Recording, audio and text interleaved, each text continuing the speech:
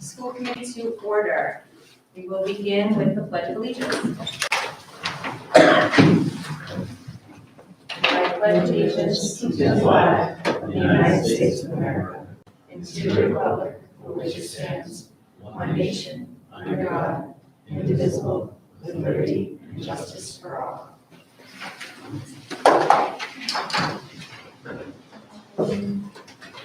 I just wanted to remind everybody that this meeting is being recorded in your image and for voice may be broadcast. Public comments. Jessica?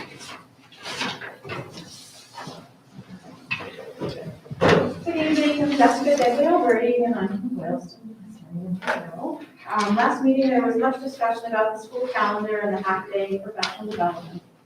As a nurse practitioner in PCP, professional development or continued education is vital for me to keep up to date with medical research and medical recommendations. It also helps reinvigorate my practice and passion for my job. Teachers also have to stay up to date with new teaching techniques and also respond to testing results.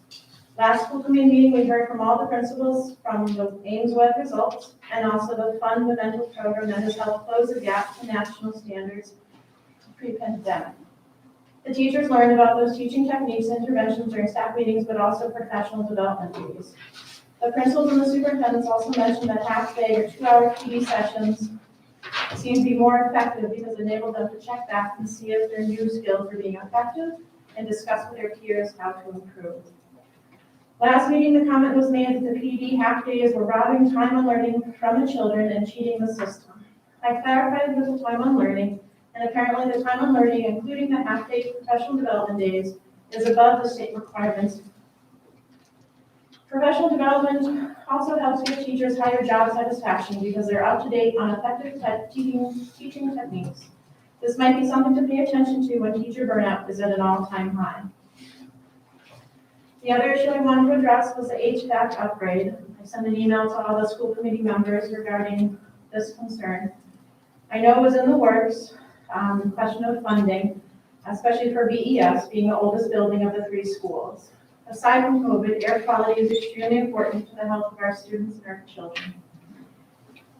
There are also the hot September and June days where teaching is impossible in the sweltering classrooms.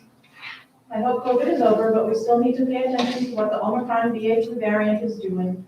It's now 55% of all COVID-19 in the US and has already caused a large surge in the UK. I hope and pray that does not happen in the US, but ignoring the trends will not serve us well. Thank you. Thank you, Jessica. Any other public comments? Has anyone received any communications that they would like to share? I just wanted to announce that we still have an open seat in Berlin. This position is by the time you're sworn in, probably a 5-month commitment. And all of our seats are up for re-election in November per our regionalization agreement. It's a great opportunity for someone who wants a short-term commitment or someone who's interested in possibly running for election in November.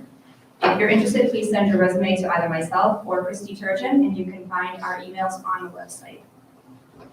Is there a motion to approve the consent agenda as presented? So moved.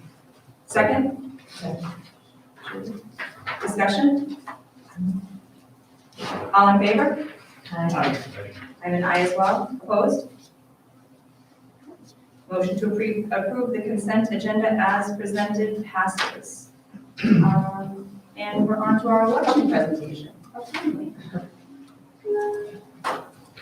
So our intention this evening was to just be available for any questions from anyone who might be interested in running for the election or want to know more about the election. There's been a number of questions, I think, since the regionalization happened. So we just want to open up the floor to anyone who's here. I have a couple folks here, I'm not sure whether they're here for this or not, but kind of open to that if anyone here has any questions on the election. I think, could you give a general overview of what's required with the positions? Yeah, good question. So I think you guys could jump in here too. You know, obviously we meet fairly regularly. You know, and I think it was more regularly in the last couple of years, given some of the challenges that we faced. But generally speaking, right, it's typically 1 meeting a month with the second meeting held, and it should be used in any given month. The role of the school committee is really threefold. It's first to set policy for the district, second to hire and evaluate the superintendent, and third to review and approve the financial budget for the school district. So at the end of the day, those are the three primary roles we have. I think we find in the course of a meeting, we might talk about a lot of other things, but they all kind of roll up to one of those three responsibilities as we as a group are responsible for ensuring the district is well operated and that we are responsible for that. We're still waiting from a timeline standpoint on folks who might want to take out papers. We expect those to be available sometime this month. We're waiting for the Secretary of State's office to send that information down to town clerks into the district. Christy, I expect you're going to get something in the mail from the Secretary of State's office. I spoke with them a couple weeks ago. They did confirm they got the letter we sent. Okay. So it's just a question of when they can get that information out, not only to us, but to all the regional districts that have elections in November. And then once people pull papers, they need to get signatures. Correct. Support. So Mike, you don't have any signatures yet, right? No, not yet. I think that'll be in the information in the Secretary of State. Yeah, typically 2025, That's what we've been told, yeah, that someone will have to get either from Berlin or Boylston or both. And there'll be a process to get the paper we need and then collect those signatures so then we add it to the ballot. One of the things that's a little unique, I think, about this particular election is that those who take out papers are going to have to choose whether they're running for one of the 2-year or 4-year seats. There are 2 4-year seats in Boylston and 1 2-year seat. In Berlin, it's the opposite. 2 of the seats are 2-year, 1 of the seats are 4-year. And that was done in a way to create a staggered situation every 2 years thereafter, so that after this 2022 election, in 2024, there will be 3 seats up for election. The 3 2-year seats that will be expiring, those 3 vacancies will be for a 4-year term. So from 2024 onward, every seat will be a 4-year term. From a requirement standpoint, my understanding is you really don't have to be a resident, but I don't think you be a registered voter in Boylston or Berlin to take out papers to be able to run for school committee. I think you just have to be 18. 18. Yeah. I checked with NISD. Mhm. So that's good to know as well. Anyone else? Any other questions or comments on the role of the school committee? So I would say for anyone who's interested in learning more or potentially becoming a candidate, feel free to reach out to Mr. Topman or myself on the subcommittee for elections, or obviously Lori as well. We're happy to answer any questions that you have to whatever extent we can, but we wanted to make sure we were here and available for any questions that might come up today, given that papers will be available likely before our next meeting in May. And so that will be the opportunity to learn more. Do you know when the deadline will be to have them in by? I believe it's quite a while after April. It's a few months. I think it's June. They have to be into the towns. We have the documents online. It has a timeline. They have to be into the towns. The town clerk will certify the signatures. You have to keep your signatures straight if you're collecting from both towns. Berlin on Berlin papers, Boylston on Boylston papers. And then once they're certified, they'll let you know you're responsible for them collecting them and sending them into the Secretary of State to be put, for the names to be put on the ballot. And that process, that deadline, I believe, is in August. Yeah, all those timelines are kind of forthcoming from the state. They'll be setting Yeah. those They'll probably specific adjust dates. depending on. Yeah, the exact date is not yet known, but. But it's good to know that it's not really soon. It's just- No, you have No, time. there's plenty of time. So when the towns have their meetings in May, people will still be able to take out papers at that time. Yeah. When those town meetings are happening too, so that's another place where we're going to want to have, or ask the selectmen to make an announcement of the fact that these seats are open and that any interested candidate can use the town clerk or the district clerk myself to get papers. Any other questions? Okay, we're going to move on to the report section. Mr. Minion, did you want to present or did you want to just discuss it?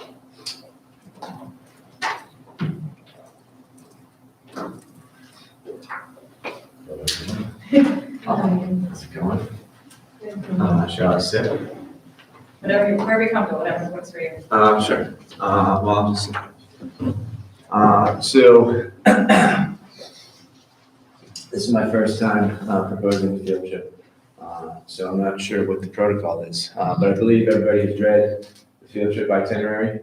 It's a field trip, which would take place on the 7th of May, I believe, which is a Friday. And myself and the 8 students, juniors and seniors who are in my economics class, to include Rebecca Hart, the daughter of one of the committee members. We would take a flight from Worcester Airport, which leaves at 7:30 a.m. And gets into JFK at about 8:30, and then take public transportation into Lower Manhattan and visit the 9/11 Memorial and Museum associated with it.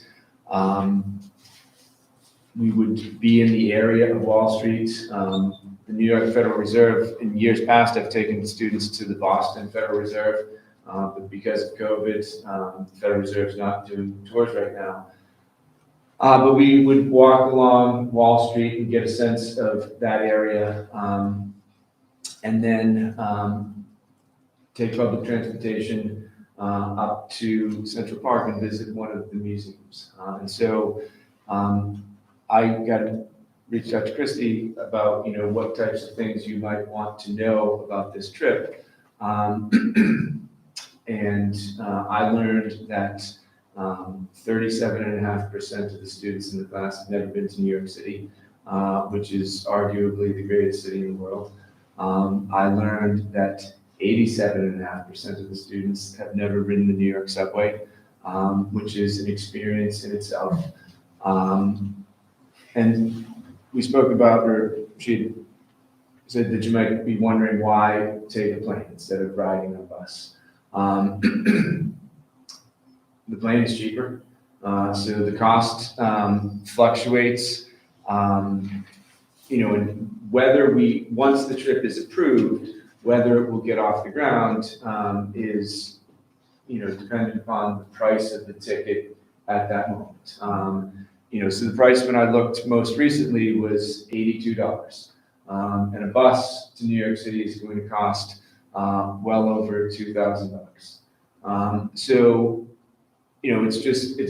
It isn't really quicker in that we're going to be at the airport probably at 6:30 to catch the 7:30 flight. And then there is, an hour-ish subway ride from JFK over to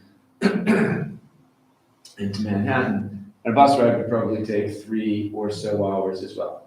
But there's an adventure component to it that, one of the things that I think we've talked about in public education is making connections with young people and doing things that are notable and memorable and educational. And it strikes me that going to New York City with a teacher that, I've known most of these students since I taught them in 7th grade, and have had a connection now over 5 or 6 years with them to do something unique, educational, fun, out of the ordinary, all that type of stuff, strikes me as consistent with what our goal in public education is. So that's the gist of the field trip. I'm happy to answer questions if people have any questions. Yes. I love it. I read it earlier today and was excited to see that you're offering this opportunity. My only question is, given some of the recent challenges JetBlue has had with their flight schedule, what happens if your flight back to Worcester gets canceled that evening? So I'm going to cross my fingers and hope that doesn't happen. It's an adventure. Yeah, right. So how would we deal with that? One of the other goals of public education is overcoming adversity. I don't have a specific plan for that. That hasn't been my experience. I fly JetBlue quite frequently, so I don't have a good answer for what we would do. I would sense that if JetBlue canceled the flight, that they would be under some obligation to provide some, a hotel or whatever. But I haven't really thought about that, to be honest with you. So I can't give you a better answer than that. And hopefully that won't happen. I would guess there's a lot of flights back and forth from New York to Boston. Well, sure, so, right, I mean, I think that, I don't think that we would be stranded forever, you know? And it would be, you know, might there be an inconvenience? Might we have to fly into Boston perhaps and then adapt to that? You know, that is a possibility. You know, like I said, I fly JetBlue a lot, and I've had very good luck with them. You know, but we'd adapt somehow and figure that out. So, other thoughts? Yes. I think it's great too. I read about your financial discussions around why would you operate a low-cost airline and fuel costs and all that plays into it. Just are all the safety concerns with parents taken care of and the liability issues taken care of with the subway stories that you're hearing about in New York? Before I went further in terms of doing those things, I wanted to make sure that the school committee was going to okay it. And so once that takes place, if that takes place, then there would be a permission slip that the parents would have to sign. You know, sure, there are concerns about all kinds of things. You know, riding the subway, is it a little bit dangerous? Maybe, you know, but, and I mean, is it true that crime is rising in lots of places? Certainly. You know, what I would sort of say to that is I would hope that the parents, based on my, you know, long history at this school and my experience that I've had with these children and teaching with some of them siblings, that they would feel confident, you know, that I'm going to protect their kids and I'm not going to put them in dangerous situations. You know, and it's certainly a risk that you take, you know, when you go on the subway. One of the things that I think, you know, I went to high school in Boston, and my experience as a 14-year-old was being in the city. And so when I think about the young people that I teach from Berlin and Boylston, who aren't in the city, you know, having that experience of doing that type of thing is eye-opening. And so hopefully the parents will say yes. And if the parent said, you know, no, I don't really feel comfortable with my child doing this, then that student obviously wouldn't be able to go. But I feel fairly confident. I mean, I think that based on, you know, the couple of people now on the school committee who have spoken about it, that you seem supportive of it. And your endorsement of, you know, the safety of it and my experience as a teacher should convince the parents, and there are only 8 kids, that this is, you know, not unduly dangerous. No, I agree. I think it's great. I did a similar experience when I was a kid, and you're right, it is eye-opening. It changes your outlook on many things, and I wish, I hope more people do more trips like this coming up. Yeah, it's fun. It's, you know, something different. There's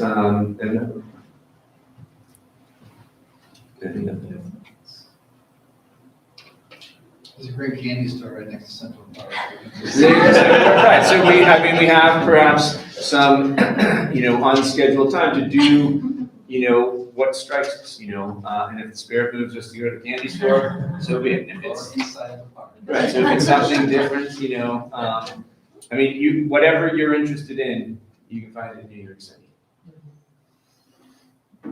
I want to say, I think this is a really bold move, and I mean that in a very positive way. A lot of people are like, you know, we're coming back, we're easing into things, and there's so much to do and so many great things to learn, and I really think that this would be a wonderful opportunity. It would be cemented in the kids' heads, and they would remember not only the experience, but all of the things that they learned. I appreciate the fact that you were willing to give up your time as well. Yeah. Because that's a lot of personal time. That's a labor of love. It really is. Thank you. I appreciate it. Anyone else have any questions? Okay, so what I was thinking is, at this time, I would like to move the vote from item 8, section K to now, as to not hold Mr. Minningham here. So I would like a motion to approve the Tohoto, New York City field trip for May 6, 2022. So moved. Second? Second. Discussion. All in favor? Aye. I'm an aye as well. The motion to approve the Tohoto, New York City field trip, May 6, 2022 passes. Outstanding, thank you. That's awesome. Thank you. And thank you, I appreciate having the opportunity to speak. Have a great rest of your evening. Thank All right, thank you all. Appreciate it.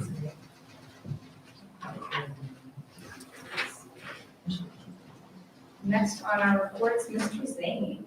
I just have a couple things. First, I'm just gonna go to order here. First is the calendar. So we made the edits that school committee suggested last meeting. The only one that there's still a question about was Good Friday. When I read the association's comments about the calendar, I thought they were asking, they were asking if we could have Good Friday off. They were actually, I couldn't have gotten more of them. They were actually asking if they could be a full day of school. And there is a piece in the contract that allows them religious holidays. So it is up to you, but I thought it's fair to just bring it back and say I misinterpreted what they were saying. So on this calendar, it's a full day of school. If you're good, based on what the association wants. If that works for you, knowing that if contractually they can take a religious holiday if they need one on that day, they're allowed to, that they would be able to use it on Good Friday. So We've had some Good Fridays in school and some off, right? since I've been here, we had it off, and in 1 year, school committee member wanted that changed. And so we went to full day of school. So Have there been a lot of absences that day, or enough that they could handle it? nothing that sticks out in my head, no. Nothing. So you can vote on it as is, or you can vote on it to have Good Friday a day off. We'll make the correction and we'll do that. We've made all the other changes you talked about. So that's the only one. Again, I own that one. And just to confirm, John, we're not reducing any of the available professional development hours for teachers to do it. They're still going to receive. Yeah, no, it's- They would have received, correct? No, yeah, everything will be the same. We made all the adjustments in the, final day and things. So the only question is on that Friday. So, Good Friday. Yeah, I just don't know what's the holiday on April 17th. That's I Patriots asked you Day. a question last Patriots week. Day, Patriots Day. yes, thank you. Take that one. Should have known, but yeah. All right. So the 14th is the day in person, is that right? 7. It's the 7th. On the 7th. Yeah.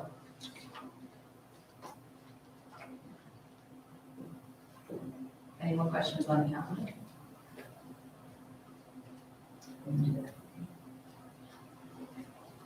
Oh, yeah, you have to vote on it.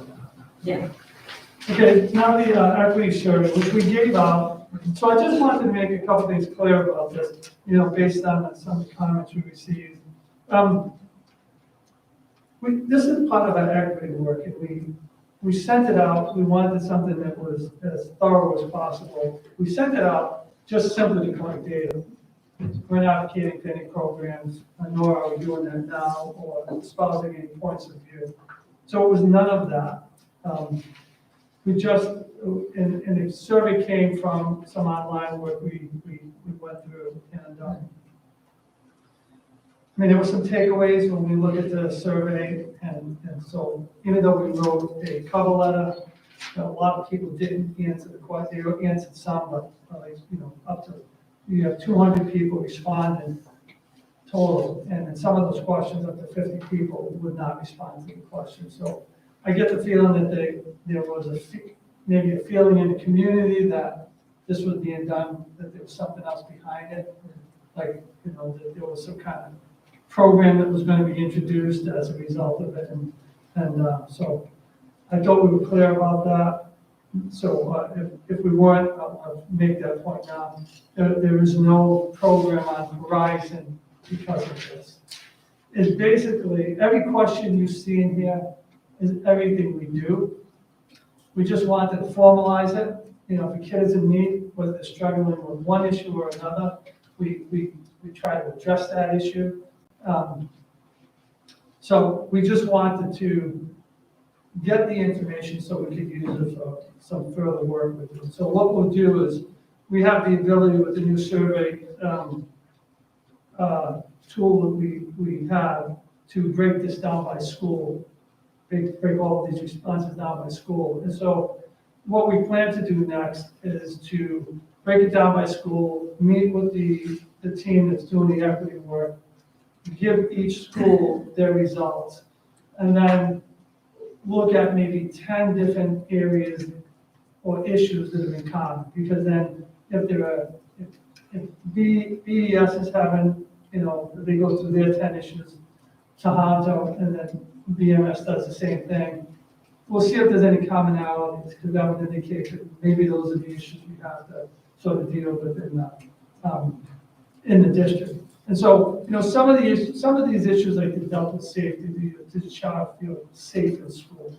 You get 12 or 13 people say no, and 200 respond. Well, I might think it's safe, but someone doesn't. So those are things we should look at.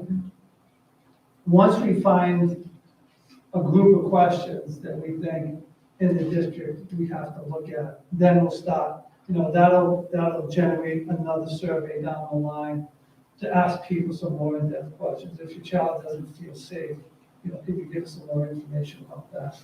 So that's what the survey was about. There's a lot of questions. There was a lot of good information. Do you have any questions about the survey that you wanted to ask? I'd be interested to know if the kids can take it. Okay, so that's the other, I think I had that noted down. Yeah, so the next year, so the work we're gonna do right now is with the staff, and then once we find some areas, some common areas that we need to, that we think we need to work on, whether it be safety, whatever it is. You know, there's a question in there, we asked the parents about the curriculum, do you think the curriculum is fair and unbiased? So there were some indicators in there that somehow they don't think it is. So maybe that's an area we have to look at. We do some work to make sure it isn't. When we introduce new instructional materials, we do work to make sure it is unbiased. That doesn't slant one way or the other, but you never know. Someone, you know, so maybe that's an area we have to look at.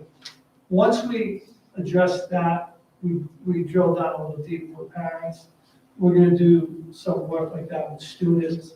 We'll put a survey together, send it to parents, make sure they're comfortable with it, you know, before we give it to the parents, before we give it to students.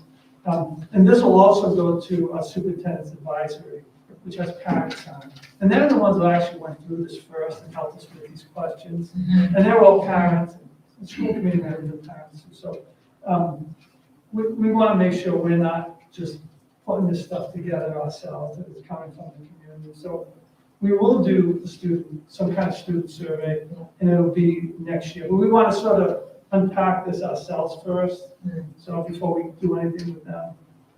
You know, and that's, you know, they'll give you the real honest answer. Well, yeah, that's what I'm thinking, I mean, yeah. Well, and some of the questions, if you look at some of the comments, the parents would say, I don't know what my student thinks about this. So, you know, and that's a very honest answer from a parent. You know, ask them, I don't know how they feel about it. So we will get to it. It won't be for this year, but we'll get to it. Thank you for reminding me. When we get to school by school, there's like each of those tasks as well. If you want, you can now, yeah. Christie? What? The school by school results, Yes, okay, we just, Yep. to the school committee, we could break, I had this, you know, it's just a push of a button now, so. What did you guys think of the new survey? This is Survey Monkey now, right? I think it was great, we didn't have any issues with it. I think that the biggest issue is all of the ways you can analyze the data. So we can do it school by school, we can make sure each group answers, you know, maybe answers only one time, so we don't get those duplicates unless we want them. So it's a lot more flexible. Did you find anything else, Carol, about it? Do you? No, I think that's exactly where to analyze that and several different ways. And I would offer more options for the survey taking too, that we didn't have approval. So worth the investment. Excellent. And I think, one of the things we have to try to do is make the community feel more comfortable about the fact that we're just collecting data. And, it's not, we're not introducing any kind of programs and that stuff. We basically try to formalize, like I said, what we already do for kids.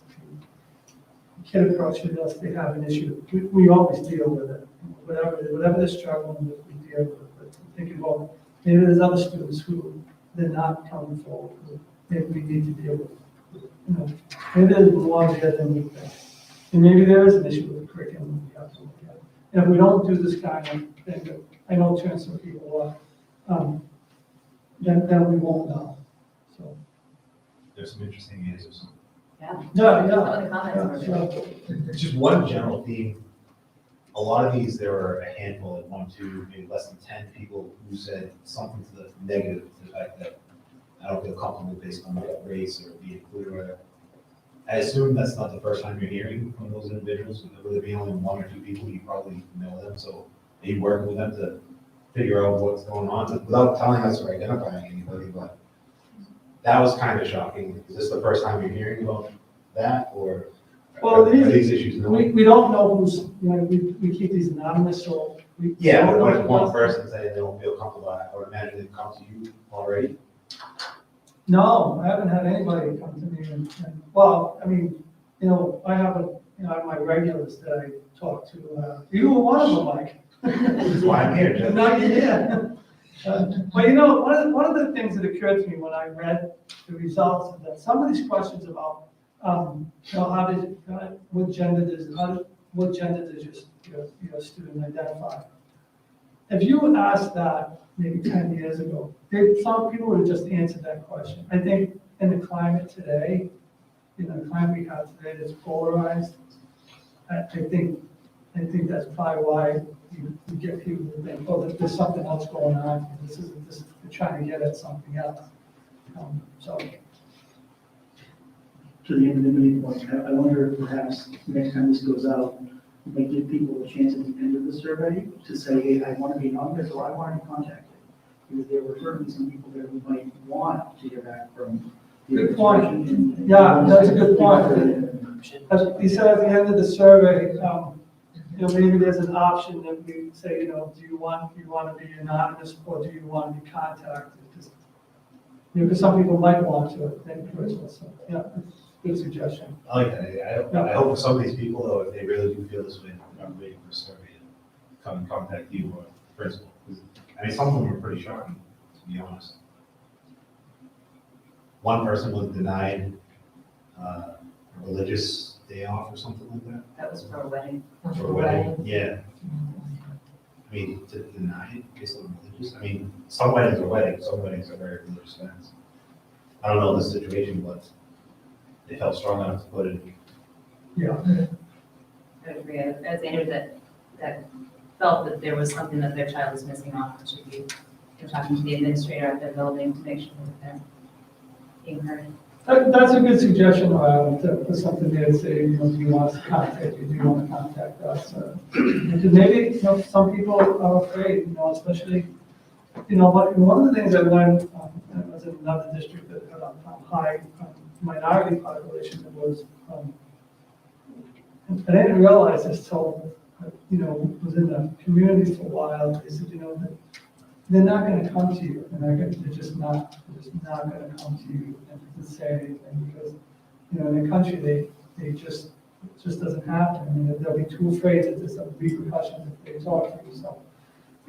Maybe there's some of that too, that they're afraid there's gonna be repercussions if they speak up, so. This is baby steps, this is the first time we've been doing this work, so, we're still learning it ourselves. And then this is the last question. The survey, how long do you expect before, the data's compiled, moves to the different schools, they get the info? So I guess before the needle starts to move on. Well, so we have this, we have a meeting, we're trying to schedule for after vacation, probably early May, that will finalize our work on an equity statement, which is part of my goals. And in that meeting, we'll also start the breakout work for, the schools. And so that will be, and then, so the goal would be by the end of the year to compile a list of, out of the 10 issues in each school, the top 10, maybe compile a list of 5 that are manageable, that we can start working on. So we're hoping to have that by the end of the year. That answer your question? Doug, I'm just wondering, what happens to those transition kids that go from 5 to 6 in a different school, would be a different answer next year? Or this 8 to 9? You mean in What's terms all of, about? in terms of a student survey? No, the parents, like, I may answer differently next year, my child doesn't have the same. So are you suggesting to do like another survey like this at the beginning of next year, or? No, I'm just wondering what now happens with that data, right? It's the point of, because you want to do something with this, right? So now it could change significantly, because those kids have now moved on, all over 75. Well, that's one of the things we have to find out, is it school specific? Is it something that we, is it something that's happening here that's not happening, in terms of equities? That's all, when you break it down by school, you'll be able to see that. Is there something that's happened in terms of equity when they move up to the 6th grade? And that's what we don't know. So, and we'll find that out, and break it out by school. So it's tough to plan that far ahead, because we don't know what that's gonna look like. I mean, You plan on you have a theory, but, Right. Do you plan on it being an annual survey, regardless of what time of year? we didn't look that far ahead. If that's something what's your take on it as a committee? If you're gonna spend time trying to fix it, you might as well see if you fix it. Yeah, well, yeah, no, but I mean, in terms of the same kind of survey. Oh, yeah, I'm sure you can make tweaks and improvements, but yeah. Yeah, I mean, we were hoping to, eventually distill the questions down and then start sending those surveys out to start kind of drilling down more. Because it's not that everybody doesn't count, but you have to start someplace. So you start with the areas that where most of the issues come from. So, go ahead, Carl. The only thing I just wanted to add to your question, Julia, you would know this because it happened after we were meeting, but the principals do have the survey. It's broken down by their school. They have their specific school information now, as of today, this morning. So they're already looking at it, I'm sure. That'll help formulate what they want to address with their leaders that meet with us, and that'll probably be released at the end of April. So.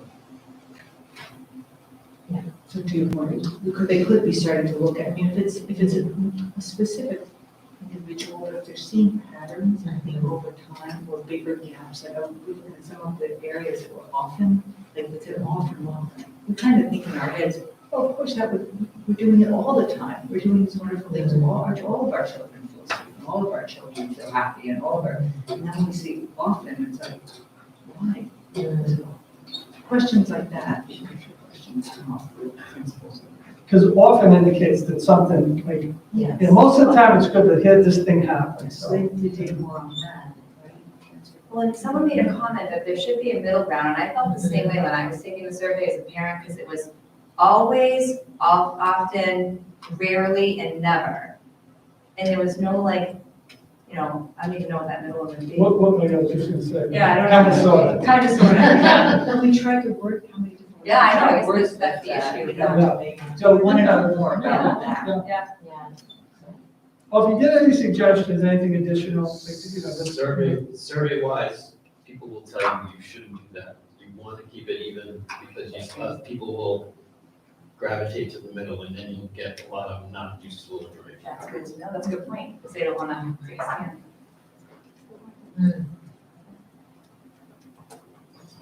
Anybody have any other questions? Yeah, no, just if you have any other suggestions, we'll certainly implement that one, Adam. That was a great one. And if you have anything else, just reach out. We'll keep you updated on where we are with it.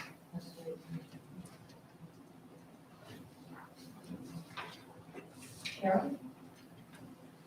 Thank you. In my report, I just wanted to make the committee aware that we do have the Student Opportunity Act, the 3-year plan that we had to put in place. There was a requirement from DESI.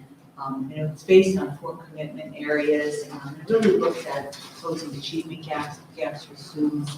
And it speaks to the equity work that we've been doing as well. So I think that I just wanted to see what we were doing in those areas in case you hear about conversations around Student Opportunity Act. We're expected annually to make any amendments to this and to update the state as far as what we've accomplished so far. So I put that information in there, the budget we're spending.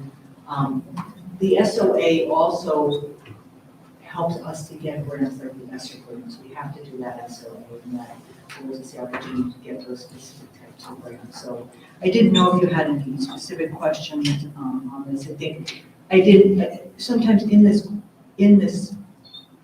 act that we complete this plan, we didn't tie in everything we're doing in the district. For example, in the equity area, number 1, we didn't put in there for the state in 2020 that we were doing an equity survey because we didn't know we were doing it in 2020, but I had to do an amendment and added that piece onto it for this year.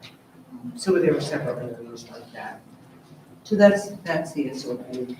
If you had any questions about specific areas of that. And then the other piece that we have to vote on tonight is the acceptance of the grant, the literacy grant, accelerating literacy. We did get that. I spoke about this last time, that amount for our literacy program 3 through 5.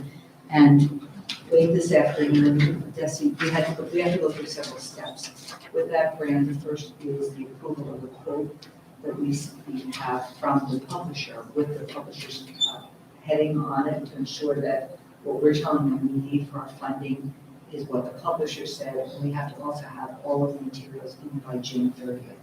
So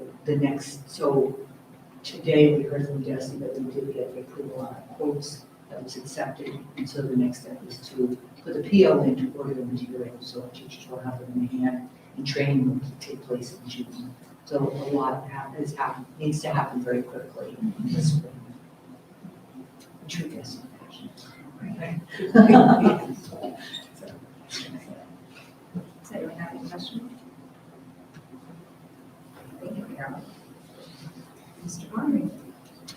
So, you have my report. The first item is the FY22 Q3 budget update. I've summarized it. There's a 1,000-line detail if you care to go through it, but the summary by kind of high-level categories in my school is shown on a one-page PDF.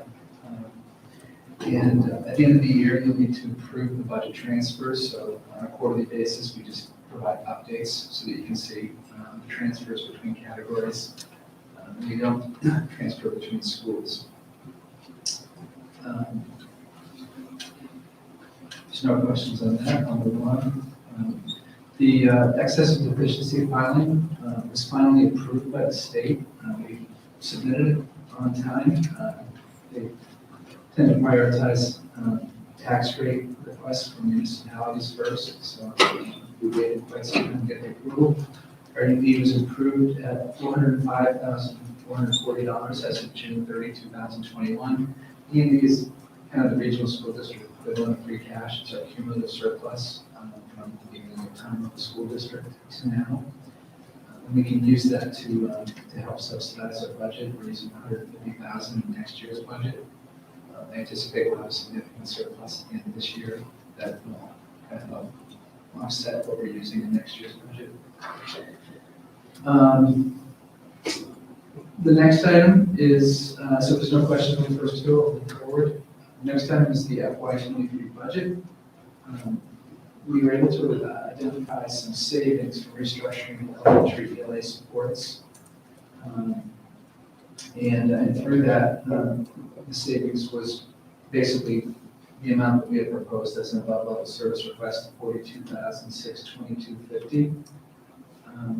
That savings, however, in Boylston, we needed to apply to an unexpected out-of-district tuition that happened after we presented our budget to you, or that we became aware of after we last presented our budget to you.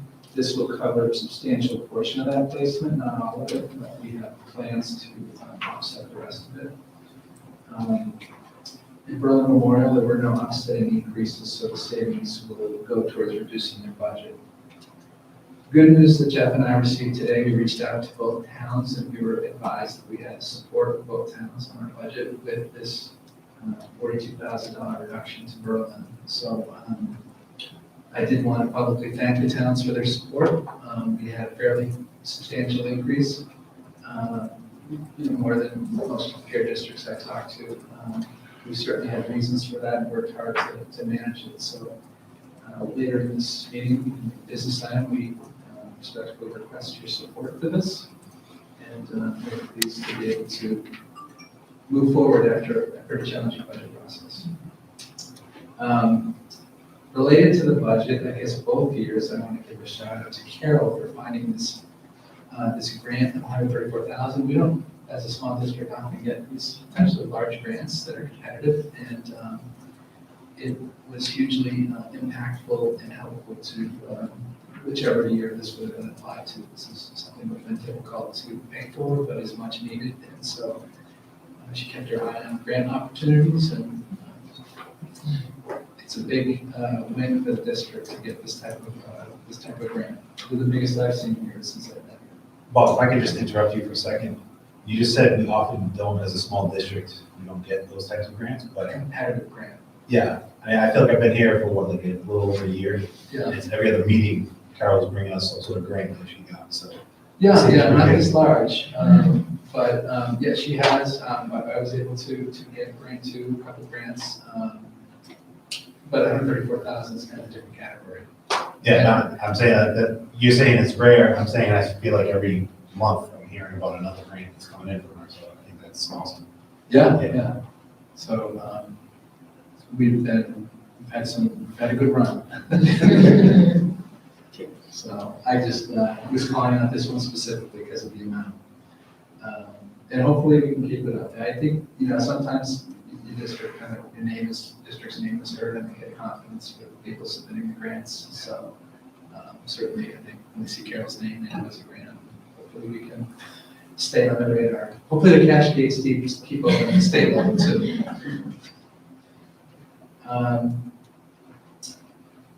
So the next item is just an FYI bid for years. In the gym at Berlin Memorial, there's an equipment platform that's kind of straight pieces of plywood that's not OSHA compliant, security risk. We had approval capital-wise to go out to bid on that.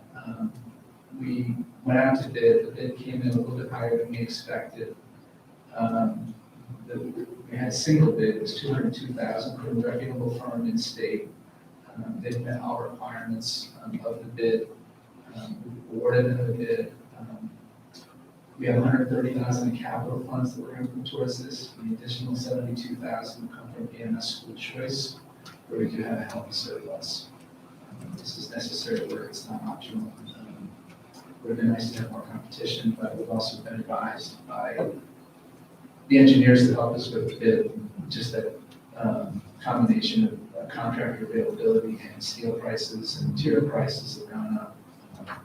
So it is what it is price-wise, but we do have a plan to pay for it. And that work will happen starting just after the end of the school year and is scheduled to be completed just before the beginning of the school year.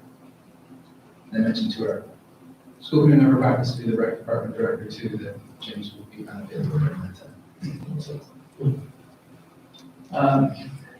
the next thing is I just shared last meeting I had COVID, I wasn't here, but I had in my report something about information the town of Berlin requested as part of the budget process. So I just shared that as an FYI to you so you can see how to respond. Some of it was just providing information. The one piece I wanted to comment on quickly tonight, probably we should talk about it more at a different time. I think it's something that I kind of want to leave as a recommendation to the committee as I go. There's going to be two things. One is reducing school choice. One is going to be providing funding for this OPEB trust. So I had to write that. I talked to Jeff about it, which is pretty memo. Recommending to be put as high priorities financially. The OPEB budget plan, the way we've had very little funding over the years. What it is it's basically the cost of this other post-employment benefits, it's healthcare costs for retirees.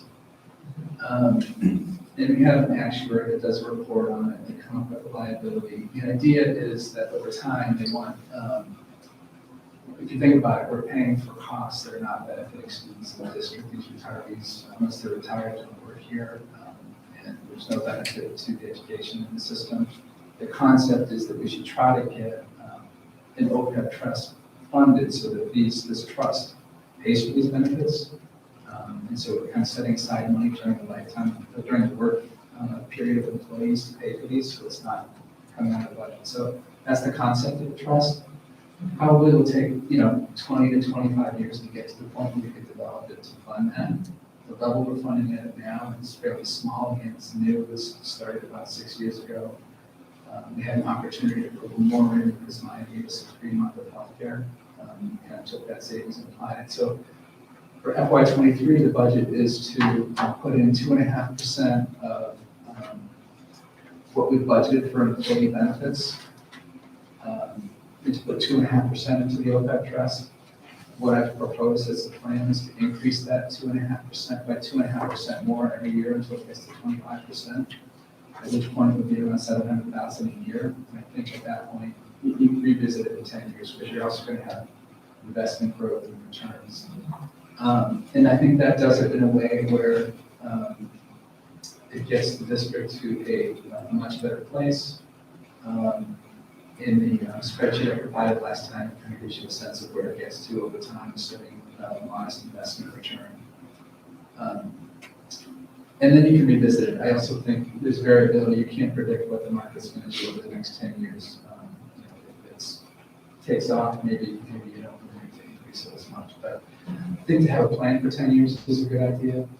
I also think that the way they calculate the liability is fairly complicated and sensitive to interest rates, and actually as interest rates go up, just the way they calculate the liability comes down. So I don't want to go too much more into the weeds now. I'm happy to, if you think it's worthwhile, I think I have planned a presentation on it or share something, but I kind of wanted to leave something for the school committee and the district to have with my recommendation, and you can digest it. So I don't know, I'm kind of giving you an overview of it now. You're going to leave it there for now. And if you think it's worth putting on the agenda, it's fine in the future, or I can just write a memo and kind of leave it with you with what the plan is, so it's documented in the next business meeting. Kind of follow the plan. I think the next, year-over-year increase to a budget from FY23 to 24 will be like a $70,000 increase, so it's not, way out of the norm, out of whack, but that 2.5% a year kind of makes it manageable to fit into the budget. And you can, you should still have capacity to invest in other things. So that's kind of the most important thing, I think, from that report to Berlin. I certainly ask for other information, but that's the one thing I wanted to call out. The next item is just an FYI. You had the opportunity to provide free meals to students this year. That, as of now, that's discontinued by the USDA. We will potentially need to look at our pricing, our meal pricing. I am hopeful, though, I've had some communication and seen some things that say the state is now considering potentially a 1-year plan to help continue free meals for a year. And there is some discussion, I guess there's some, at least, push, maybe from a couple of people at the federal level to look at it, but there's not as much optimism in something that happens federally. That is at the state level too. We don't quite know what the reimbursement rates will be. But certainly in terms of impact to families, I just wanted to kind of put this out there and make it public. If we get an update and get good news, we'll update you at the next meeting. We'll hear about it. I should also share the letter to the state. It's that I sent to the Director of Nutrition Services. I think there's a petition that I'm going to look to sign on to, just asking for either the federal or state to continue the program. And then, I'm on board here, the last item is the student activity guidelines. So based on consultation with our auditors, and I disagree with them, but they say that the school committee needs to adopt our student activity, I call it procedure manual, they do it as a policy manual, but it's student activity guidelines. It has special rules, it relates to all the clubs, most of them are at the high school, like so the different clubs. Some of them have financial accounts, they do fundraising. There's a whole set of specific rules that apply to these accounts. And historically, this is where financial abuses happen in school districts, or just sometimes not intentional, just misuse and misspending. These are intended for students. So this guideline was really developed following kind of a state model. So I basically followed that and we adapted it, in certain things, just to make sure they worked for our district. So this should get us to be compliant. And again, we were told that school committee needs to kind of adopt this. It's a long manual, so I apologize for getting into you with short notice. This is the first read though tonight. If you have any questions in between now and the next meeting, I'm happy to answer them. There is a school committee policy regarding this that's kind of one page. I would recommend that, even though this, I would use this procedure, you would just leave a very brief policy and maybe leave it as it is and just say, add one sentence that says more detailed policies were developed by the school business office and have been approved by the school committee. Just stick a link into this instead of rewriting the whole thing. So. Why do you disagree with them? It's just too much formality, honestly, and fun. Yeah, I think they should say we should be following recommendations, but I think that we shouldn't have 35-page policies. And I view this as more procedural. I've talked to other districts who I hear mixed answers from different districts. Some districts said, well, we didn't have to do that. We just developed a manual and showed it to the auditors. So maybe it's just our auditors. Maybe they're being more diligent, I don't know. But you can only, at some point you gotta just do whatever you say. And that's it, that's my report. Anyone have any questions? Yes, 10 auditors, you get 15 answers. What's that? Yes, 10 auditors, you'll get 15 different answers. So I understand. Janelle? Sure, so I'm gonna just provide an update on the at-home testing program, the COVID testing program, so that continues to be available to all the staff and the students in the district. It's my understanding that that program will be available through the end of the school year. I haven't heard any differently. And so I've just provided you with some updated numbers there, talking about overall averages, about half of our students are participating and about 75% of the staff are participating. And so that means that in a testing kit goes home every 2 weeks to the family or to the staff member, and that gives them one test each week. And the request is that they self-report any kind of positive results. And of course, we're continuing to do the symptomatic testing in schools as well.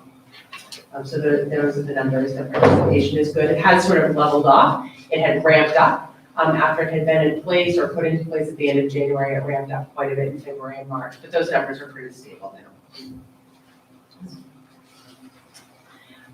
I did add in the vaccination data. I know Christy uploaded a revised report for me today. So we really wanted to report this information and share it, attempted to use the same methodology that we had used to collect that data using our new Snap Health software program. We ran into some technical difficulties in getting consistent results between February and now.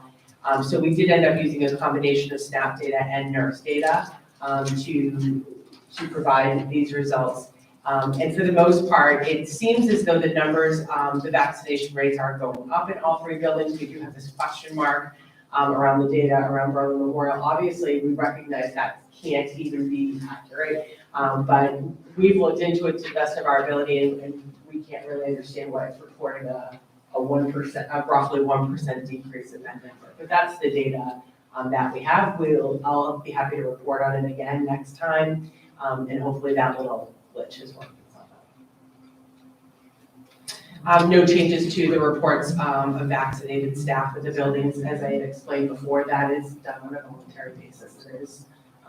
There aren't any changes there. And then just a quick report of the Wellness Committee. Each year, the Wellness Committee comes together and they really identify a focus area for the year. And it's, the second year in a row where it's really about the social and emotional well-being of staff and students following the challenges of a couple of years. They typically each year put together a project of some sort, maybe filling out a grant. Last year, I believe that they put out some, they added some furniture to the outdoor areas in all three buildings. This year, there's an effort to put together the exact language is a team building and joyful event for all of the district's staff in an upcoming month. So we're just the very beginning part of talking about that and putting that plan together. And then this really connects to what Bob reported on in terms of the food services update. Lauren is also part of the Wellness Committee, and she had talked about that initiative of there's a state level effort to extend the free lunch program in Massachusetts.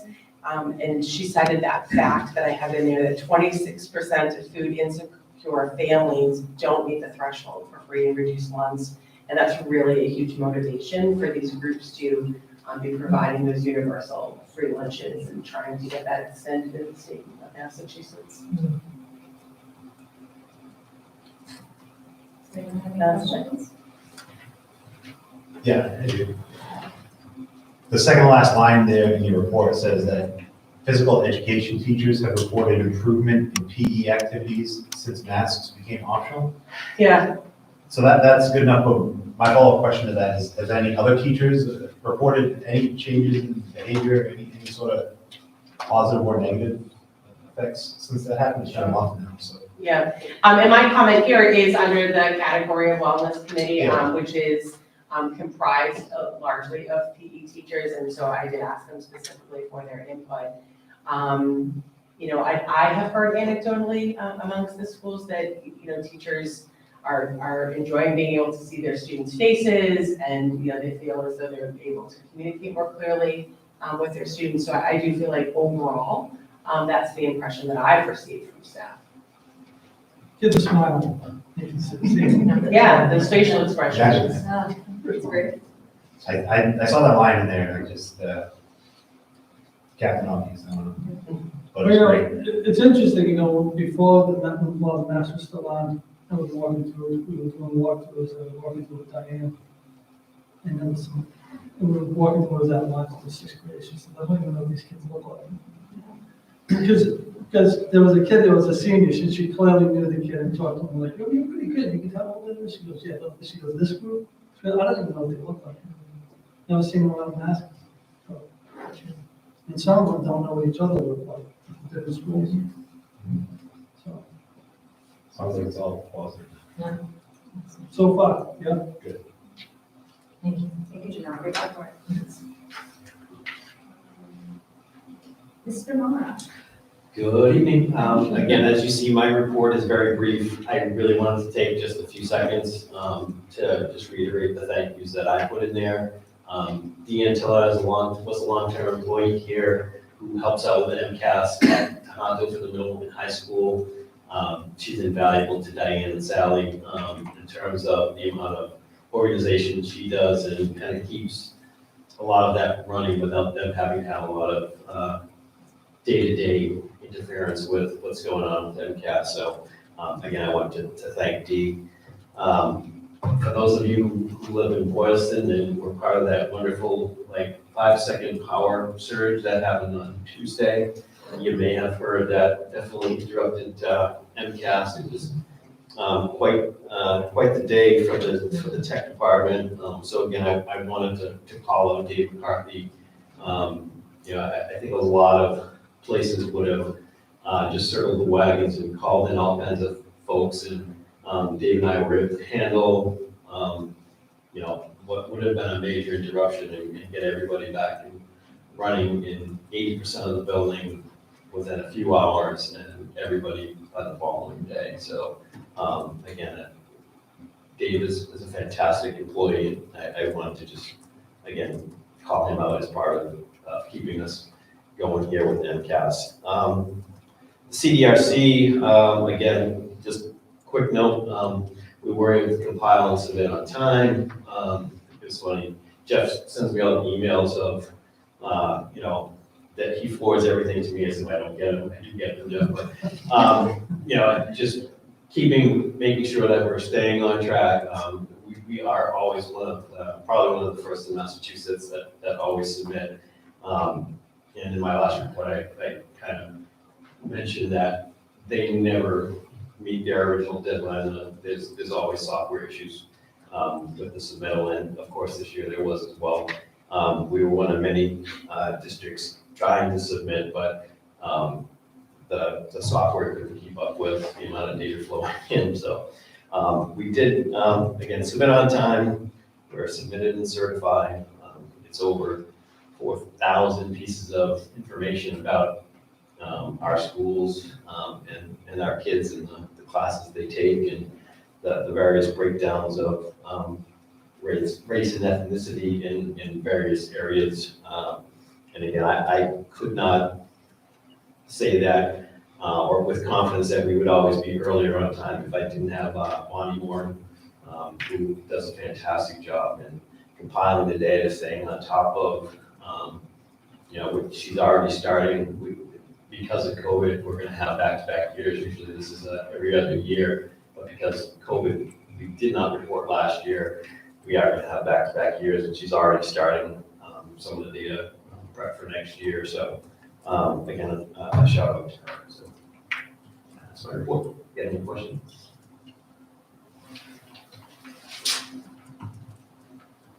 Thank you.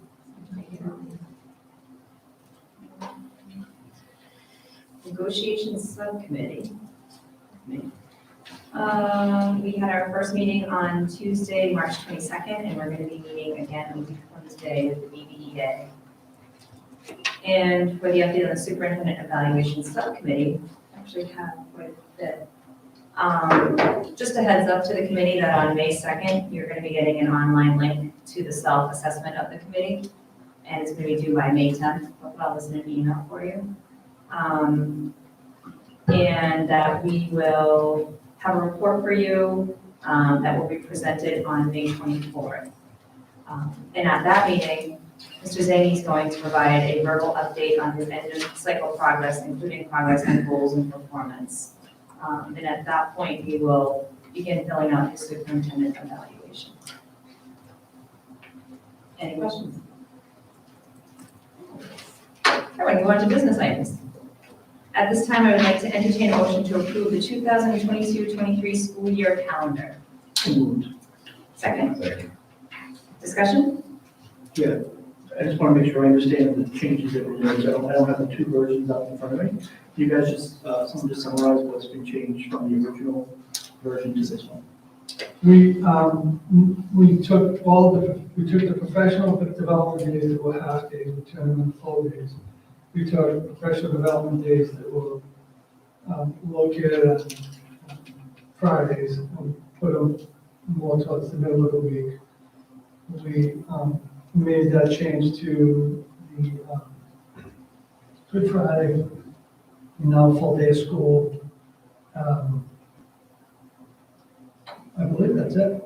That's the majority of them. And just to clarify from what you said earlier, the teachers had requested that Good Friday be a full day. Yeah, full day of school, Which is what I read it completely the other way. Okay. And that's how I presented it to you, and then so, when I talked to them, he said, no, we want the full day. So this calendar you're voting has full day schools for teachers. In their contract, they're entitled to 2 religious holidays. Individuals, so if they choose to take a certain day as a religious holiday, they can put into that. Correct. So, they're covered. Am I correct, the last day of school is the half day on Monday this year? For this calendar that we're Yeah, going, yes. That doesn't include course days. That's what we want with snow day. So we don't have a snow day. That's if we don't have a snow day. You need an extra 4 hours on the next Monday.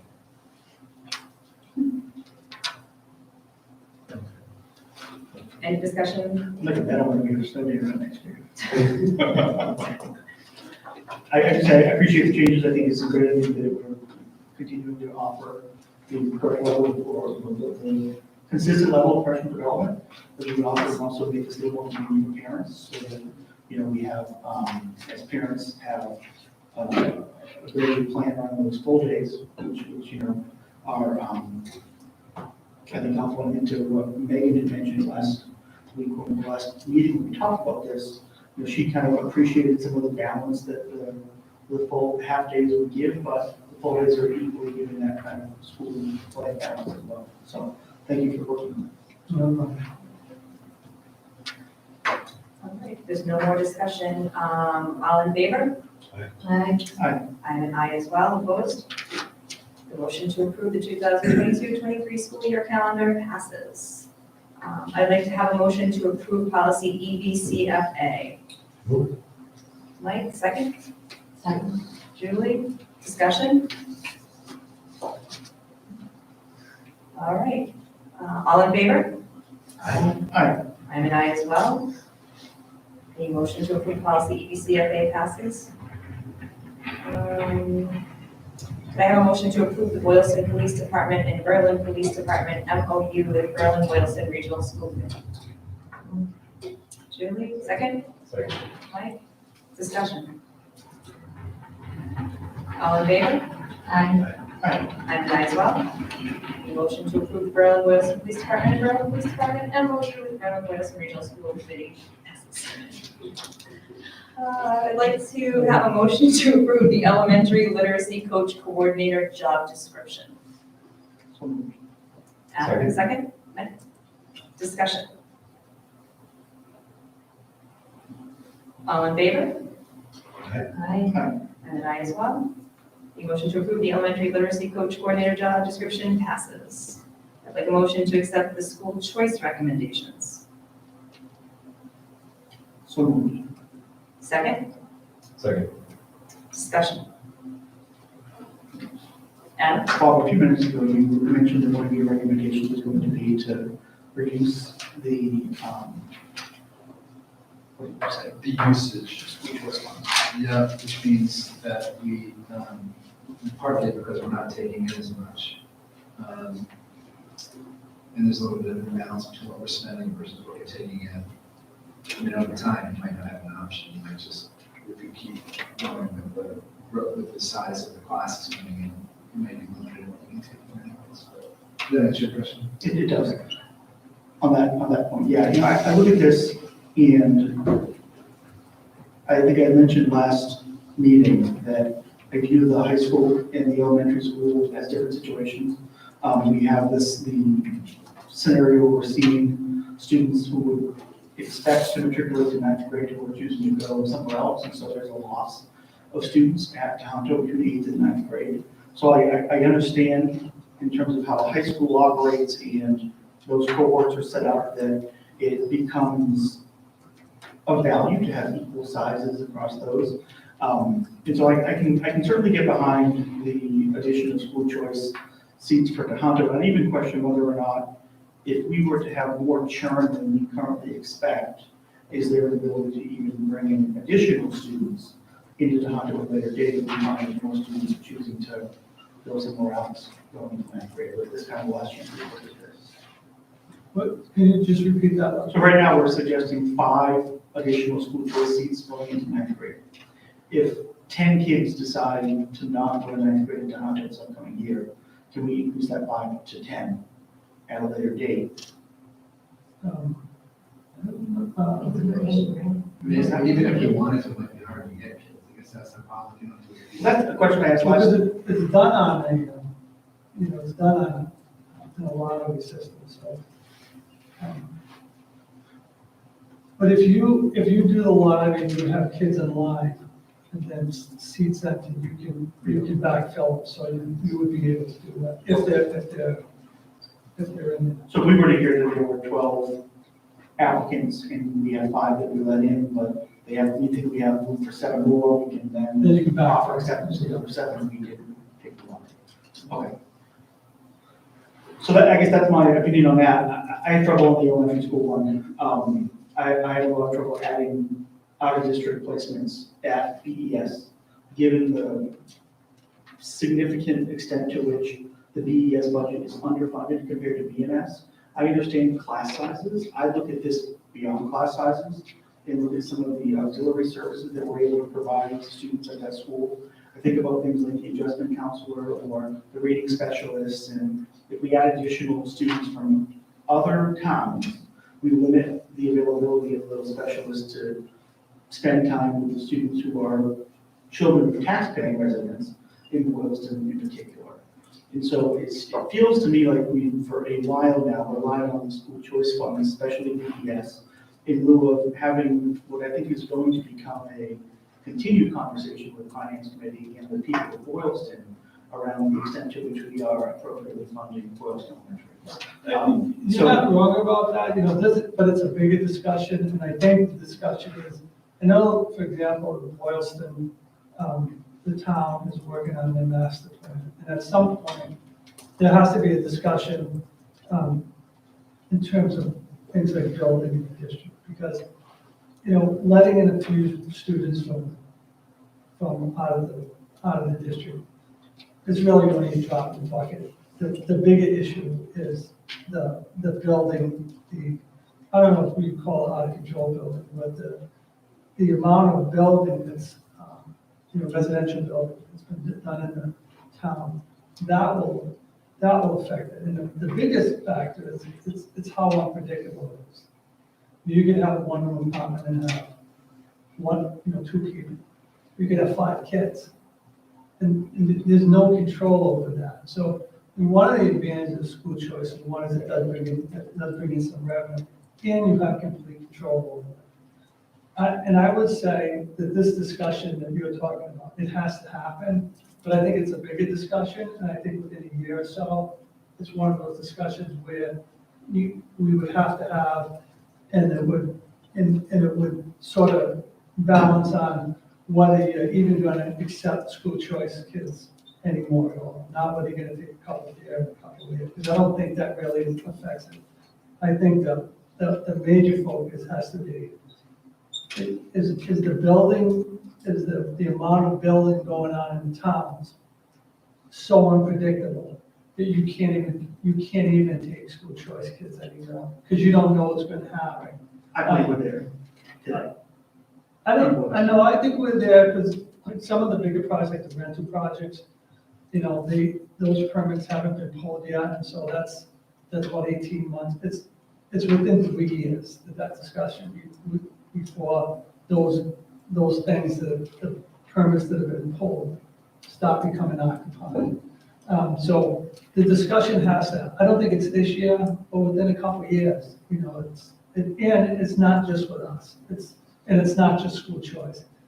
It's the rest of it. The school choice is a small piece, and it actually helps our budget. It's the other stuff that's not. I have to disagree on the idea that it helps our budget. It helps our budget short term. It gives us $5,000. No, I mean, it's a pretty, school choice is a standardized program in the state. Everybody has it for the most part. And matter of fact, the program is designed in a way that is designed so that if you don't vote for it, it stays. So everything about the program is designed to be kept in place. So for example, if you didn't vote on it, it would be, the assumption is that it goes. And if you voted, if let's say you voted to do it, and then you said, we've changed our mind, you have to do that vote by June 1. The reverse case isn't true. If you decided to do it and then say, we don't want to do it, we do want to do it, you voted not to do it, then you say, I think we do. You have to the beginning of the school to do it. So the whole program is really set up to encourage school choice. And everything, we're not like an outlier with it. We are limited. Shrewsbury doesn't do it, Oakwood doesn't do it. We're not an outlier with school choice in the state. I'm saying this area.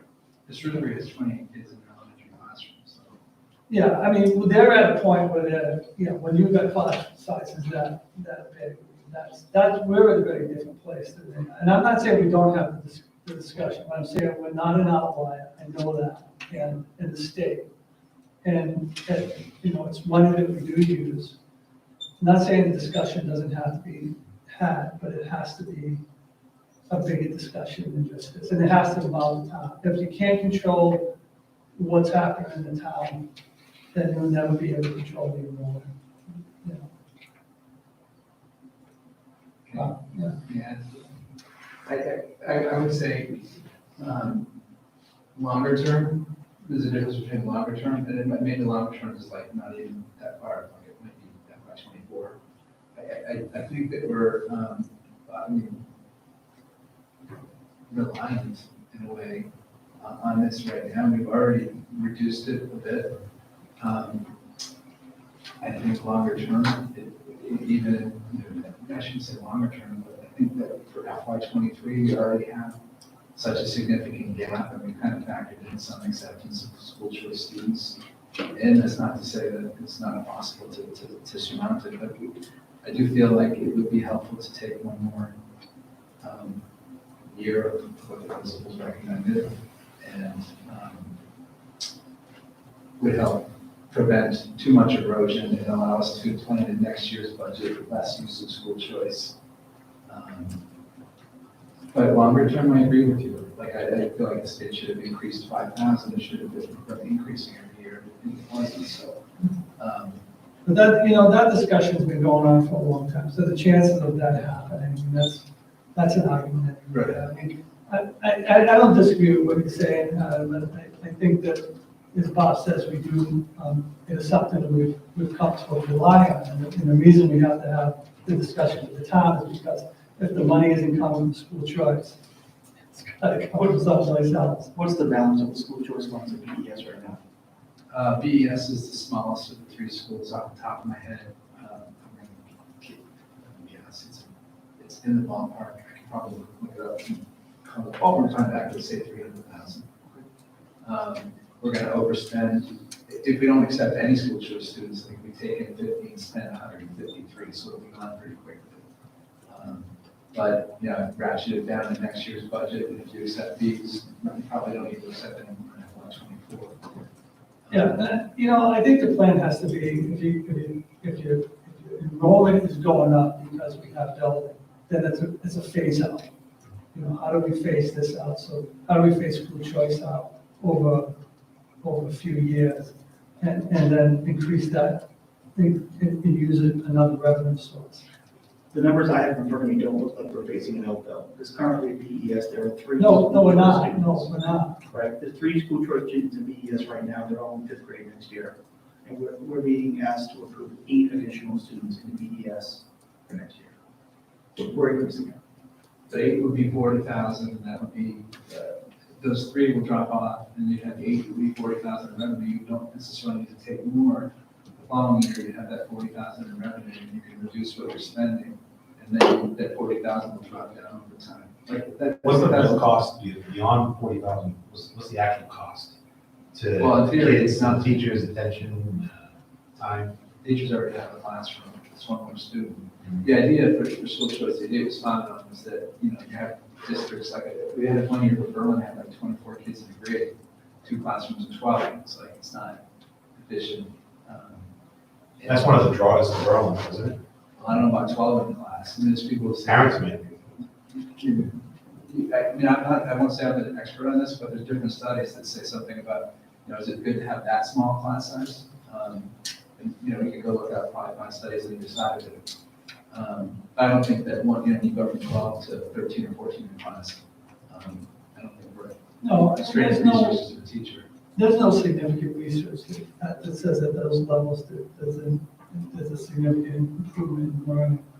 I mean, if you're talking 26, 27, 28, that's a different story, but not with those. There is an increment too, I should have added, you know, if there's needs beyond, you get more than 5,000 as a special ed increment for additional services that you can provide to students. So if we have student additional needs, it would, you get more than 5,000. And I just want to reiterate, so I do a lot of the reporting on some of that stuff and helping out with special ed and school choice. And I did hear that fear of what happens if one of these kids is an out of district. And an out of district placement would pretty much be dollar for dollar in terms of what we would get reimbursed. So if a school choice kid came in and did end up being an out of district placement, there wouldn't, that school choice money comes from the town that, so again, if the placement was 125, we'd receive 125 in school choice for that kid, not just $5,000. And then might even revert back, I thought that we might even revert back eventually to become the other district's student. Programmatic, other districts programmatic responsibility, I'm not really sure about that. The programmatic responsibility for a school choice student would stay with our district. Even 2-3 years later. That would be Okay. the sort of the standard. There are always exceptions, but that would be the standard, is that programmatically we would remain responsible. Theoretically, if we didn't approve the 80 additional students at BES and didn't have that $40,000, could you theoretically dip into that school choice fund another $40,000 to make up the difference? Or would that require us to revisit the whole budget? Those two would only be 10,000. There are 8. Oh, I think just questioning the new two that they I'm added. questioning all Gotcha. No, those aren't factored into FY '23. Well, I would assume we're gonna have some revenue coming in.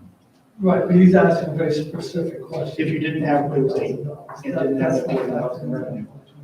could you make up for that by dipping deeper into BES's school choice reserve? Well, we probably wouldn't go deeper into it.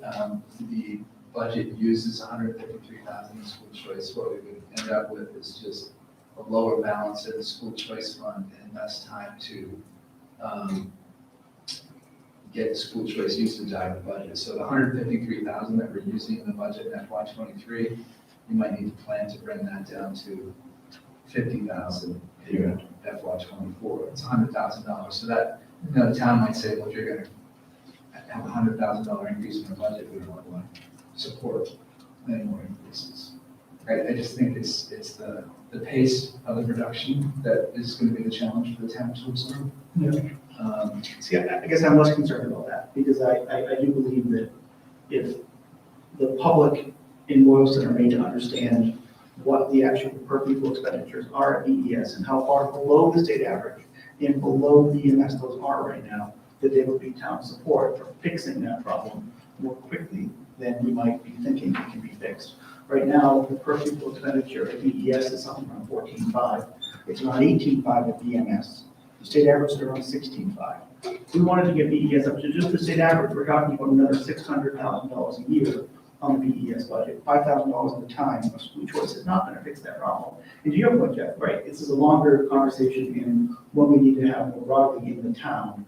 But I struggle once again to try to continue to band-aid this situation where we seem to have a structural, not enough revenue coming in to BES to make up for the fact that we've got new lots being clear cut right across the street from the school just this week. Yeah, no, I don't disagree with that. I mean, I still think that I think that you can do both of these things at the same time. So listen, there's gonna be a point where we stop this, so let's have the discussion before, we're in a place where, we take a revenue source that we rely on and just cut it out. Let's have a big discussion about this while we still can. This is really the first time we've kind of had this discussion. And we've been talking, at least for a couple of years, when we do the enrollment reports, that this is getting very difficult to predict. And now we're having, more rental units and stuff. So I think we're having really the same discussion. It's just a matter of, you're a brave man. You want to cut this whole thing. And I get that. So I get it. And I get why you want to do it too, because there's I know where you think the responsibility lies for this, and I get that. But I think, I know Bob feels the same way. We have the longer term discussion and say, listen, we're phasing this out. And here's why we're phasing this out. So, get ready for it, or however you wanna, present that to the town. It also represents the safety net. We don't have a stabilization fund like town does, so, ACES had problems arise in the school, like financial problems arise in the school the last few years, and knowing that we have a school choice balance as a safety net is helpful. We also have a special ed reserve that we only have 50,000 in. That would be nice to build that up, but I feel a little bit like it leaves the school at risk if something comes up unexpected. I feel like by moving forward one more year, it maintains a bit of a safety net, and then you ratchet it back as we go forward. And But those are discussions, those are discussion points to basically say, no, we want to have school choice. It does provide that safety net. But if building is going to be out of control, we need to have room for our own students. Those are legitimate conversations. Not only room, we need to have more people in the building. Oh, yeah, no, all of that, yeah. So what does this do to the class next year? It brings it to 50 kindergarten, is that what's that? And there's what, 2 classes? Right. This- To Mike's question there, as I look at these numbers, it looks like we have 3 classes in every grade level except second might be 2. Is that right? Yeah, and that brings up another point. We could, one of the things on above level services this year, if you remember, was a teacher at BES, which we took out. And basically said we can, ACE can move some teachers around for 1 year. But that'll be one of the items in next year's budget. It'll be the first thing on the district improvement plan, because after this year, these classes will be too big to have. So we went from when I came here, I think there were probably 3 classes that had 2 teachers, and now within 1 year, all of our classes will have 3 teachers. So,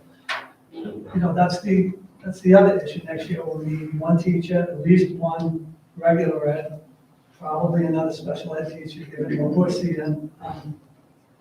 And if I'm correct, and maybe Janelle or Carl, correct me if I'm wrong, or Jeff, that teachers don't necessarily enjoy being bumped around grade levels year to year, right? They prefer to be a second grade teacher, Yes, one. third grade teacher. I mean, my mom was a second grade teacher for 25 years, we couldn't pay her to go to 4th grade, I know that, right? So bumping teachers' grade levels, I know can be disruptive as well. Our principals don't like to do it either, right? But a situation, so. But within 1 year, that will, that's one of those things that will have to change, so. And again, we just got the FY23 budget, and we're already thinking about FY24 issues that we know are, coming down the pipe here. Yeah, so I guess as a result of the conversation here, right, I can get myself able to vote to add these 8 seats, I guess with 2 personal caveats to that vote. One of them is that we as a district establish a finance and budget subcommittee next year for the school committee, so we can be more involved in this earlier on. And then secondly, that we inform throughout the course of next year that the Boylston Finance Committee in town, that we're moving in the direction we're going to have to reduce and eliminate school choice coming into Boylston and Berlin based upon the continued growth and serving that brings year to year within our classes.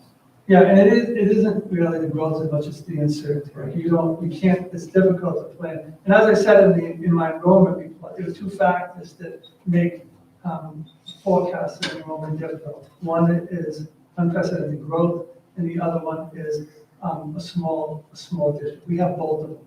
And we have both of those conditions. So. But I do agree, and I know I've talked to Bob and Carol about this, that discussion on school choice does need to happen with the towns. And I don't know what the master plan is, I don't know where they stand on that, or if the building is still working in progress. It's a work in progress.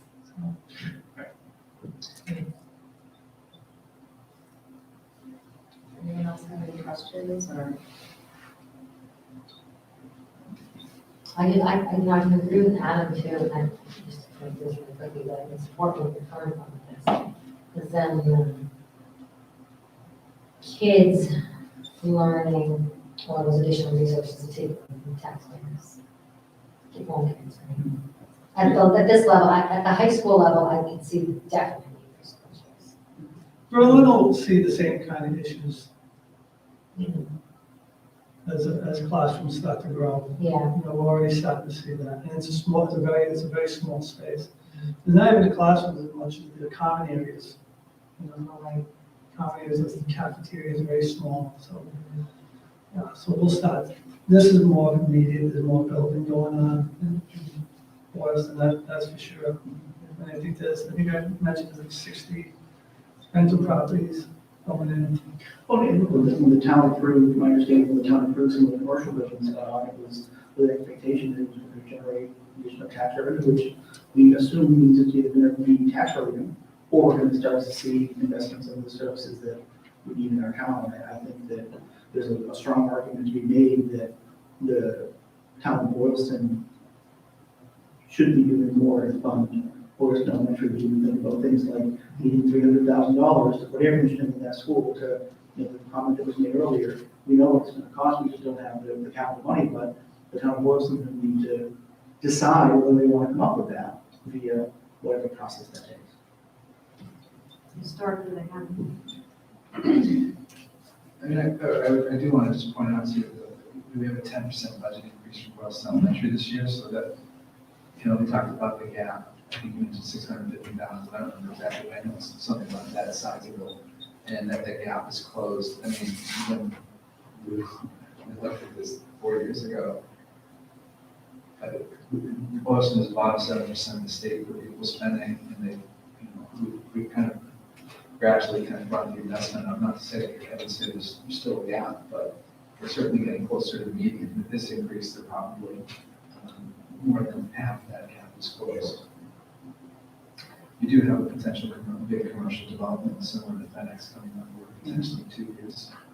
I would recommend talking to the town about that, and maybe even asking, getting some type of agreement about, you know, when that comes on board, like 50% of revenue of that to go towards the school budget, and 50% towards the town, or, you know, last time that happened, it was a decision to put some of it towards reducing the tax rate. And ultimately, that's, I think, with income, would be helpful to hear, you know, your perspective as a school committee. I think having a subcommittee of the school committee that's focused on this stuff will help us create a vehicle for which to have those conversations with the selectmen, with the town finance committee. I know the finance committee is going to make the decision, but politically there are other people who are instrumental and influential in how these decisions are made. Well, it's in line with your responsibilities, so you probably should have one.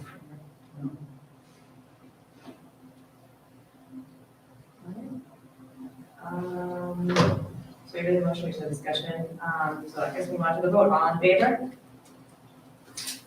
I would never do patients. Anyone else decide that? I'm gonna say aye. I'm an aye as well. Any nays? Thank you, Willie. I'll go ahead. Oh, I already missed I it. agree with that. Okay. Yes. So, motion to approve the Tohoto school choice recommendations passes. Yes, I'm sorry, you're right, and BES and BMR, well, BES. Thank you. I would like a motion to accept the mentor program job descriptions. Excellent. Discussion. All in favor? Aye. I'm an aye as well. Nay? Motion to approve the mentor program job descriptions passes. I would like a motion to accept the fiscal year 2023 revised budget. So moved. Adam, second? Second. Right, discussion. So, can we move into executive session and have a quick discussion on that budget or no? No, unfortunately, we cannot. Okay, thank you, Christine. That was a really good question, Rachel. Thanks.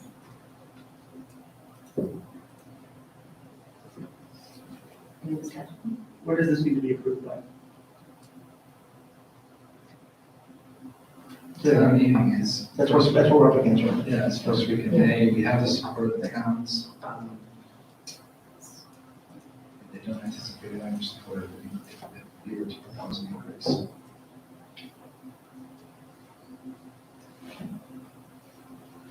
Move on to a vote. Any discussion, questions? All right. All in favor? Aye. I'm an aye as well, nays? I'm gonna be a nay. Julie? The motion to approve the fiscal year 2023 revised budget passes. I would like a motion to accept the accelerating literacy grant funds. Second, discussion. I guess I'd just like to understand a little more about, to Bob's comment around these grant funds and what goes into getting them. I guess when it was first presented, I didn't realize the competitiveness of something like this. So what does that look like? I mean, where are these funds coming from and how does that process work? Some of the grants are competitive and they're based on needs of the district where we fall, socioeconomic levels are considered in that. And they're optional grants to apply for. I guess that's the best way to put it. So that's what I think Bob was talking about before, was competitive. And we may not get the full amount that we request, we may only get a portion of the money we feel that we need. So I wasn't sure how much we were going to get for that one. I wanted the full amount we needed, but wasn't certain. Some of the grants, like the ESSER grants, for example, the Title I, any of those ESSER grants or the Title II-A, Title I grants, those are federal grants, and we typically, they tell us how much we get every year. That's based on formula that they use, that involves when we get from the state and federal government. So we only are allotted a certain amount of money, but we have to tell them then how we're gonna appropriate those funds within the amount that we receive. So that there are likely to be districts that could have applied but chose not to, but are working to apply for that kind of grant, as well as districts that have applied and not gotten. Potentially, yeah, and I have definitely not gotten grants. Sure. You know, it depends on the number of people that apply, the cost that's available, and the distribution of that, the number of high needs districts that are applying, large urban areas tend to get very substantial funding. When you look at our ESSER grants, and we're up against districts that are getting millions of dollars on funding. So we'll need to look at how we're going to spend that grant, like an ESSER grant, for example, ESSER 3 grant. It's not a lot of money. Maybe 132,000, but that goes really fast. That's what happens because we're small, we don't have a large need. I don't know, Jill, you feel totally this as well.